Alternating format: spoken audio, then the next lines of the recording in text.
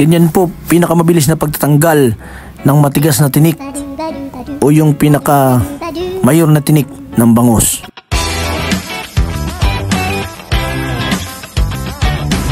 Hello mga karyador!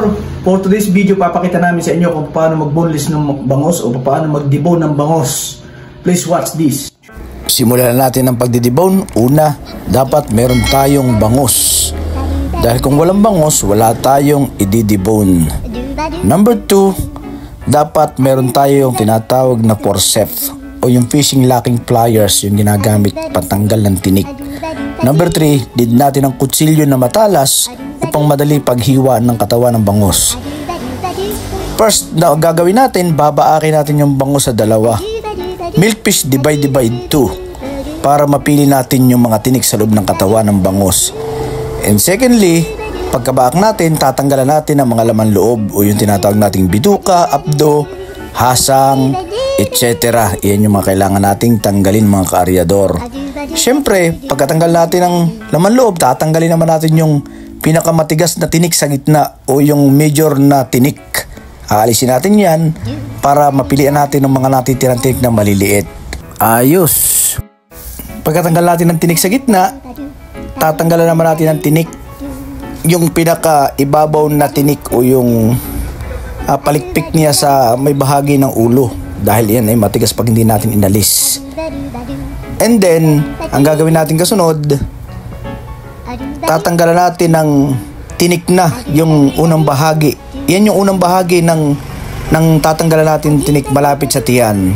Yan yung first na layer na may tinik ang katawan ng bangus. Yan, karyador. Habang hinuhugot ni Ate Jessa, pinipilian, isusunod naman natin yung second part o yung second layer ng katawan ng bangus na mayroong tinik. So, ang hirap tanggalan ng tinik ng bangus na huli sa labas ng fish pond dahil ang tinik dikit talaga sa kanyang laman. Kaya may nadadalang laman dahil siya po ay sariwang-sariwa kauhuli pa nung mga kaibigan nating mangingisda dito sa aming lugar sa Real Quezon. At yan pong nagtatanggal ng tinik na yan po ay isa sa pinakamagaling magtanggal ng tinik o mag-boneless dito sa aming lugar. Yan po yung second layer na tinatanggalan ni Ate Jessa ng tinik ng bangus. Yan, kitang-kita po natin karyador yung mga tinik na tinatanggal ni Ate Jessa. Ayon kay Ate Jessa, madali daw tanggalan tinik yung bangus na nababad na sa yelo o ilado na. Dahil yung tinik, kapag ilado na, naiiwan ang laman o hindi nadadala kapag hinila yung tinik. So yan yung second part na tinatanggalan natin ng tinik sa katawan ng bangus. Tapos dumako naman tayo sa pangatlong bahagi ng pagtatanggal natin ng bangus. Yan yung third layer natin. At yan naman yung tatanggalin ni Ate Jessa ng bangus. At tinik pala, hindi bangus. So ganyan po ang pagdidebone ng bangus mga karyador sa katawan ng bangus. 3 layer simula sa tiyan.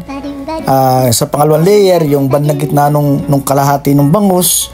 At thirdly, yan yung pangatlong bahagi na tinatanggalan natin ng tinik ng bangus. Ganyan po pagtatanggal ng tinik ng bangus o pagdidebone o pagbuboneless ng bangus. Pero hindi pa natatapos dahil meron pa tayong bahagi o kalahating bahagi ng bangus.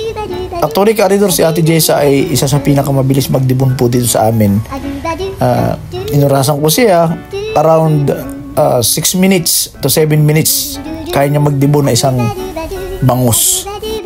According sa kanya, isa sa pinakamagandang tanggalan o pinakamabilis tanggalan ng tinik ay ang bangus ng dagupan. Yun daw ang isa sa pinakamagandang tanggalan ng bangus dahil hindi sumasama yung laman. Talagang kitang-kita natin yung pagtatanggal ni Ate Jessa sa third layer ng bangus na sumasama yung kanyang laman dahil sariwan-sariwa talaga itong bangus na ito. Pero kung ito daw ay medyo napalagay na sa yelo, medyo madali na daw siyang i-debone o tanggalan ng tinik. Dahil ang bangus talagang sobrang tinik. Kailangan natin tanggalan para makakain yung ating mga maliliit na bata. Yan, binaliktad ni Ate Jessa para tanggalan naman itong kabilang bahagi nitong bangus. Yan, tinatanggalan ni Ate Jessa ng tinik sa gitna. Yan yung palikpik sa bandang hulihan sa may buntot. Kailangan tanggalin yan kasi matigas. Yan, tinatanggalan na yung unang layer. ng tinik ng bangus, yan po yung unang layer ng pagtatanggalan natin tinik kapag tayo ay mag-boneless o magdi-debone ng bangus. Yan, natanggalan niya ng tinik. Yan, isusunod na uli ni Ate Jessa yung isang layer o yung second layer ng katawan ng laman ng bangus para matanggal uli niya ng tinik. So ganyan lang mga kapatid o mga kaibigan, mga karyador, magtanggal ng tinik ng bangus. Pwede nyo pag-aralan, pwede nyo subukan, pero huwag nyo kakalimutan na bumili ng forceps o yung tinatawag na fishing locking pliers dahil hindi natin mabubunot yung tinik. Yan, ganyan yung paghihiwa ng laman. Tingnan nyo yung stroke ng pagkakahiwa ng kutsilyo. Dahil baka magkamali tayo, mahiwa natin, maputol-putol yung tinik.